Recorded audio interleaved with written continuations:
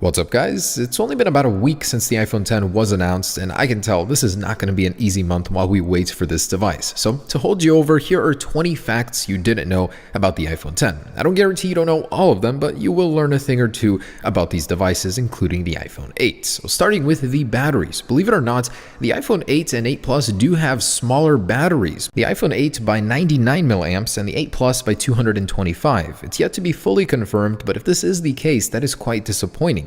Although the Apple A11 efficiency may well make up for this, why remove more battery life unless it's absolutely necessary for the wireless charging? And I actually suspected this could be the case. In early benchmarks, it's been revealed that the iPhone 8 and 8 Plus are faster than the iPhone X by a slight margin. Now, why is this? Because they do have less pixels to push. Their displays aren't as dense pixel-wise. Now, the power button on the iPhone X isn't really a power button anymore. You activate Siri by holding it. So how do you turn the iPhone X off? You hold the power button and volume down simultaneously for a few seconds until the power down menu appears. And if you really think about it, slide to unlock was killed in iOS 10, and Apple just brought it back with iOS 11 on the iPhone X with a swipe up. This made my test a little difficult when none of the devices wanted to cooperate.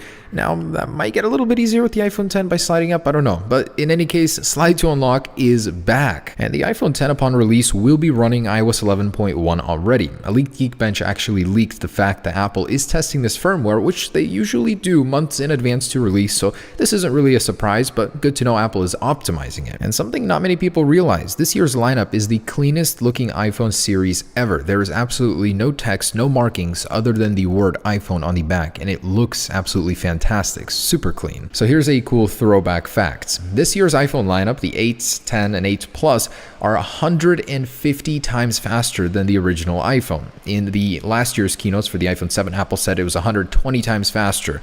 This year, the iPhone 8 is 25% faster than last year's model, making this 150 times faster than the original. And here's a mind-blowing difference. The original iPhone's display has come a long way in just 10 years. You can fit it 15 times resolution-wise into the iPhone X. Now, that's not to say there aren't other differences. I mean, LCD versus organic LED is a huge difference, but just the resolution alone, that's crazy. And in an interview with an Apple engineer, it was revealed that Apple has been working on the A11 Bionic chip for 3 years when the A8 was released. They're always working 3 years in advance. And something I didn't see until someone pointed out to me, the iPhone X's display literally folds in under itself. Being an organic LED display can do this, but why? To achieve a true edge-to-edge experience. This way, Apple can hide the display controller underneath the display instead of on the edge, as most other bezel-less smartphones do. They all have a chin of some sort because that's where the display controller goes. And the new wallpapers exclusive to the iPhone X shown off on the keynote and in the advertisements,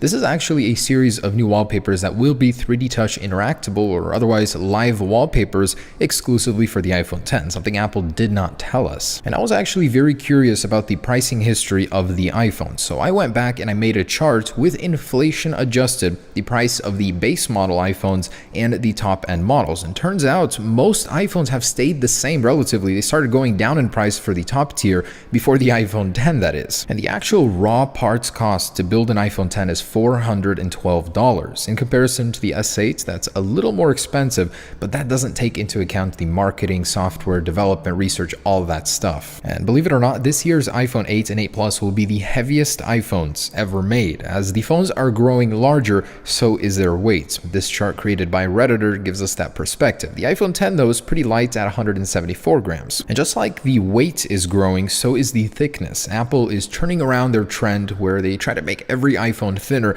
than the one that came before it. So this year's iPhones are actually growing in thickness. The iPhone 6 was the ultimate thin phone for Apple. Ever since then, it's been growing. Now, if you're on T-Mobile, you might have heard about their new 600 megahertz spectrum rollout of the signal. It can actually penetrate buildings better than any other signal before it. Dense populated areas, it's supposed to be better for that. Unfortunately, the new iPhones will not be supporting this yet. And in some emails with Craig from Apple, he revealed some key Face ID details. So the timeout for Face ID is 48 hours. Currently, it's 8 on Touch ID. That's how much more secure Face ID is, I guess. It was also revealed that the 3 facial features Face ID requires to work properly. So if you're obstructing any of these, Face ID will not work, and that's eyes, nose, and mouth. And so those are the 3 key points Face ID needs to work with your face on. And it was also revealed that Face ID will work through sunglasses. So if you're worried about having to take your sunglasses off every single time to unlock your face, no worries. Face ID is able to penetrate the lenses on most sunglasses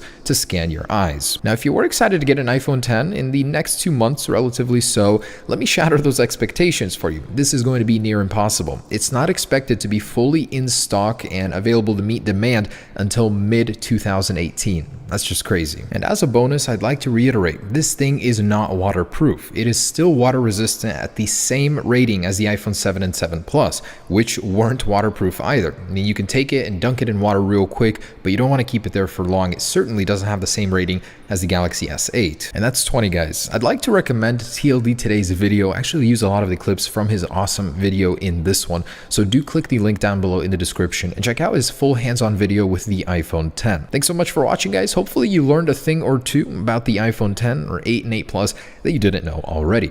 Peace.